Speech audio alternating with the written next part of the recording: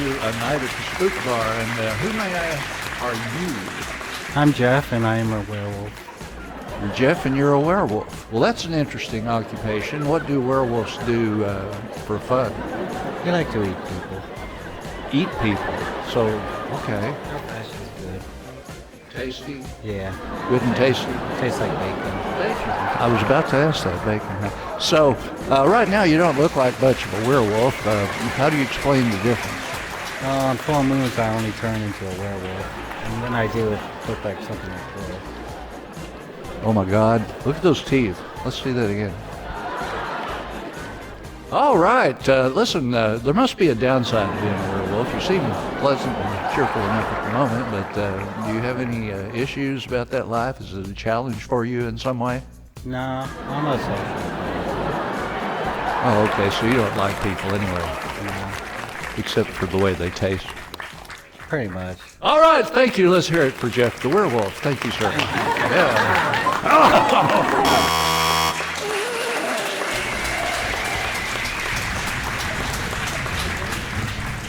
Hey there, welcome to the Spook Bar. Oh, okay. That's a mighty big can opener you got there. What did the tiger call the clown? It's happy.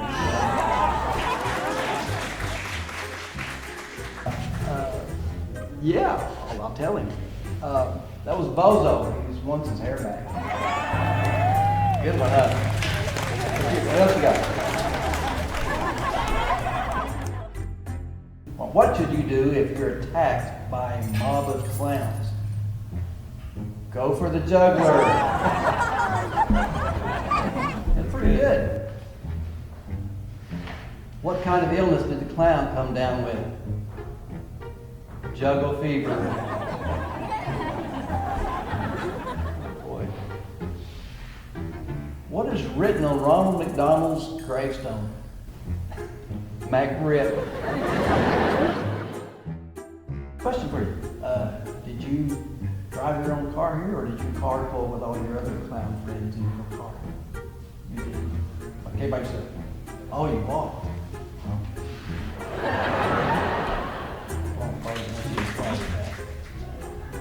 Oh, you got another joke?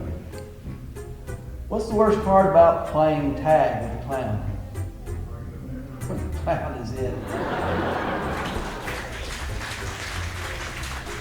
My wife dated a clown before we started going out. I had some big shoes to fill. Girls say they want a guy who is funny, too spontaneous, but when I tap on the window at night dressed as a clown, they start screaming. I can imagine that they do. Why do you get when you boil a clown? Laughing stock.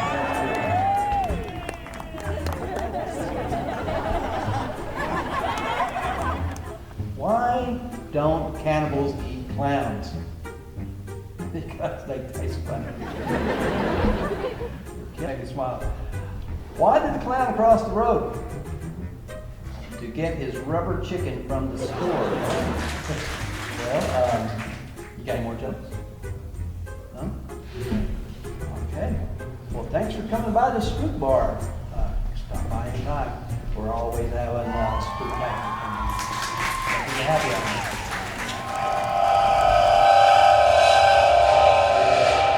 And here we are with Adam East, helping us celebrate a night at the Spook Bar.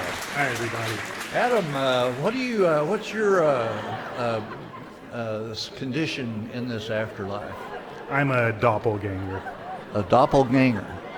Okay. Yes, I look just like somebody else. Oh. Oh, well, that's interesting. And what do you enjoy about coming to the Spook Bar? I'm just an empty shell, so nothing. An empty shell. So, what's the downside of being a doppelganger? I lost the guy that about 10 years ago, so it's not very effective. Oh, he's just gone, so you look like somebody who nobody even knows. Yes. Well, that must be a burden, a heavy burden to bear. Well, Adam East, the mournful doppelganger, it's so great to have you here at the Spook Bar. And let's give Adam East a big smack. Oh, no. Yeah. Steve, if you see me around, let me know. Oh, okay. Well, if I see him around, I'll let you over. So, welcome to a night at the Spook Bar, Isabella. Thank you. It's my favorite food bar where all the ghouls hang out. Oh, well, you seem to be in great spirits here tonight. So, so you love hanging out with the ghouls. I was about to ask you what you like about it here. Is there a downside to being a dead girl? Well, not really. I get to walk through walls. That's pretty cool. And I get to float around. Oh. Yeah, Yeah, that sounds kind of ghostly. it is. Oh, so not all ghosts are alike then. We've had one here who carried a lot of physical mass around. But you look fairly physically mass-like to me too. Thank you. They gave me 3 different forms to choose from when I died. It was either like really dead, medium dead, or like more alive, and I picked medium dead. Well, that sounds good. And I must say, if you don't mind me flattering you, that for a dead girl, you don't smell too bad. Thank you. Thank you. All right, well, thank you, Jessica. All right, thank you, Isabella. You're welcome.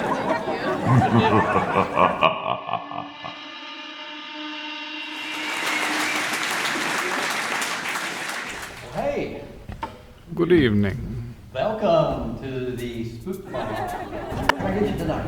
Well, I'd like a Bloody Mary, please. Bloody Mary. Okay. Virgin, preferably. Virgin. I'm not gonna find any of that around here. However, you should have came earlier during happy hour. I don't have much of a sense of humor. Well, there's a lot of ghouls running around, playing virgins. How about, instead of a Bloody Mary, how about a Blood Light?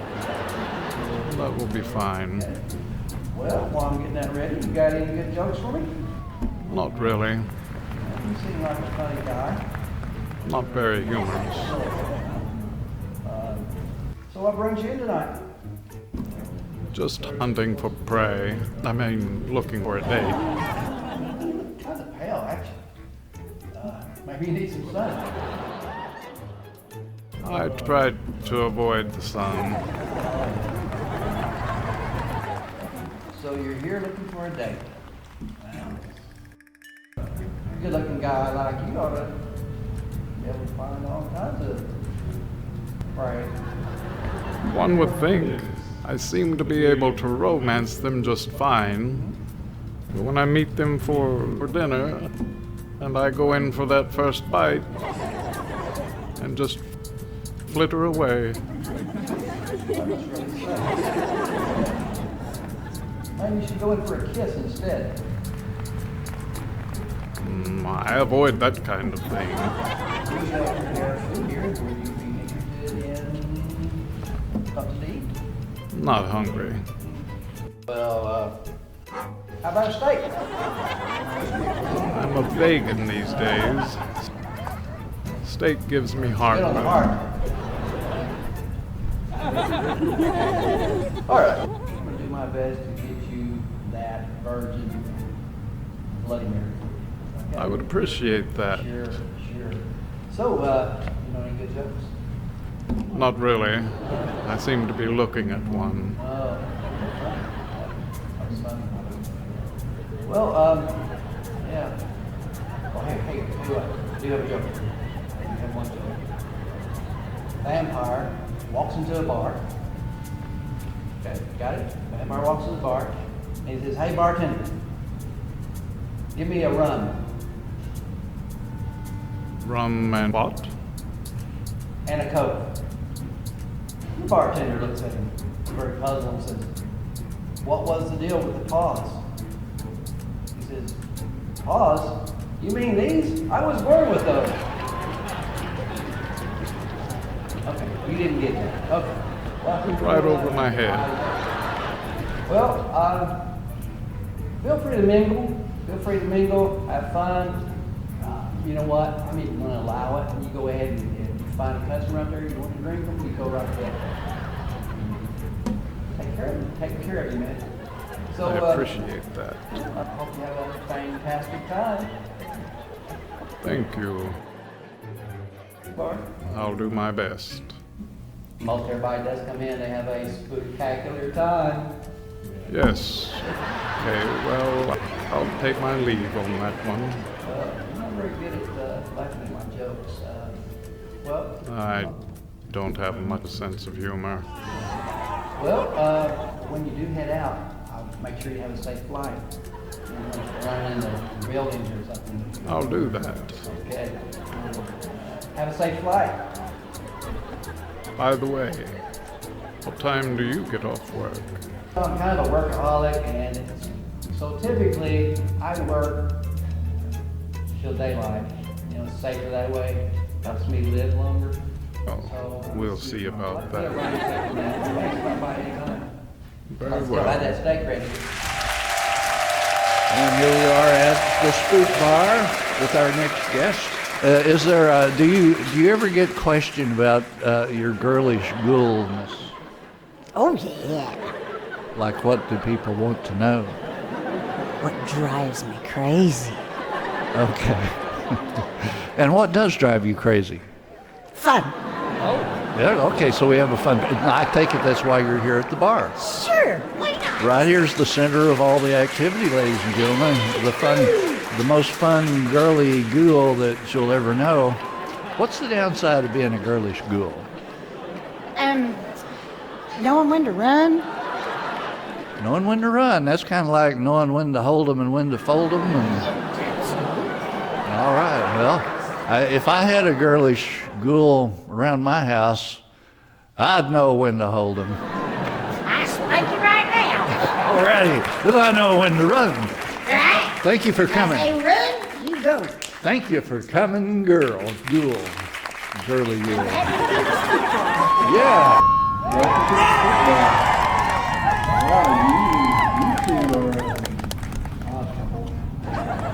Well, I'm certain it looks that way, but you see, this is a client of mine. I am a translator. I have been trained in all manners, pardon me, of hand translation. That is right. Well, you know what? I've been working this bar for a long time. And I've had to deal with vampires, werewolves, ghosts, strange entities. This is my first. I have never seen a severed hand walking around my bar. So you're telling me this is a racist bar? You don't allow all dancing? Is that what it is? Well, okay, no. I'm sorry. You're right. I leapt to a conclusion here. That's okay. Yes, I will make sure that you get what you want. Tell you what, I'm not going to show any, treat everybody fairly, Like here, it's a whole person or part of a person. So, Mr. Han, what would you like to drink? What do you drink? Well, of course he drinks. We're in a bar after all. But I'm so sorry, sir, but I just get, whew. How about a 2-finger tequila? Can you help it? No. So what is it that you'd like to drink, Ashley?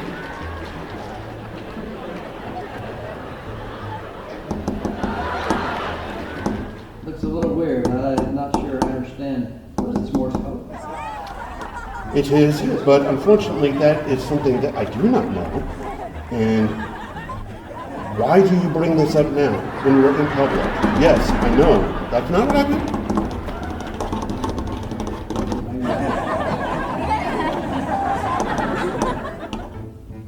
He's not that ambidextrous, I apologize. So Could you have to go everywhere he goes just so he can get a drink.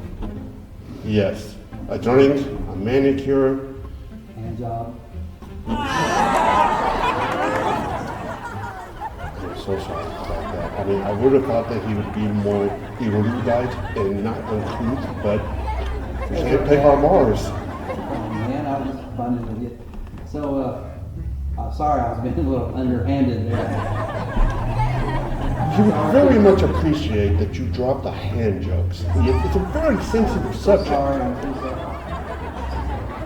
So, what happened? This looks like a very serious issue. Where's the rest of you? Did they file a missing persons report or what? I mean, I have so many questions. Well, Is that a... I'm not sure I should tell that story in public. Here's what I think it's involved. I think it involves a jealous wife, or a hand caught in a cookie jar, or a really severe cleaver. 2 out of 3. That's not bad. That is very not bad. Well, that is an important thing, so. But for my friend's drink, he would like a vodka martini shaken, not stirred. Okay, I can handle that. I do have a question though. Yes, ask away. I don't think I'm gonna drink that. Well, haven't you ever... Assorted goods. Exactly. See, you pour it on his skin, and it absorbs that way, and then he splashes it around. He treats it kind of like a splash pad. I have a concern. What if he slips and falls off the bar? Sir, We do have some look safety at standards him. here. Look at him. He's got perfect balance. Besides, it'd be an issue if he had the rest of it. So, it's fine. Here's what I'm thinking. The rest of him was probably pretty accident prone. That's why the rest of him is not here. Well, it's okay. I won't get into the gory details. You can trust me. No, the thing is that he went somewhere that he wasn't supposed to. And that's when... But he's learned his lesson. Well, that's good. Well, how about sports? Are you good at sports? Golf? Probably has a handicap. Handicap. Well. Are you ready to produce that drink for us now? Okay, well go find us a table and I'll join you shortly. Well, sir, thank you for all of your service. Hope I didn't offend your friend. You did. Yeah. You very much did. Well, That is why I am a very generous person, so I will still leave you a generous tip. But my friend, he won't.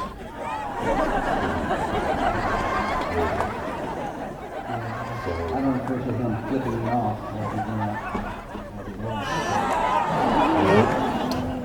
He's just a bad hand. Welcome to the Spook Bar, ladies and gentlemen. Right now we've got the werewolf guy in his normal state, and we've got the werewolf trainer. Which of you would like to speak first? Well, I love being a werewolf because I'm immortal. And, yeah. That's a nice touch. Which makes me wonder, are werewolf trainers immortal? I love it! I just I think love it! Okay, I didn't really ask. I didn't ask if they were normal. I asked if they were immortal. When the full moon comes, I go back. Yeah. So you hear? Well, if a werewolf kills somebody, don't they become immortal too? Well, if they're dead, then no. But if they survived, yeah. Yeah. Oh, well, let's look at this girl. Did you do that damage? No. Oh. She got hit by a car on the way here. Oh, you get hit by a car on the way here. Then wow, that's great of you to She keep flipped him off. All right, ladies and gentlemen, let's hear it for the werewolf and the werewolf trainer.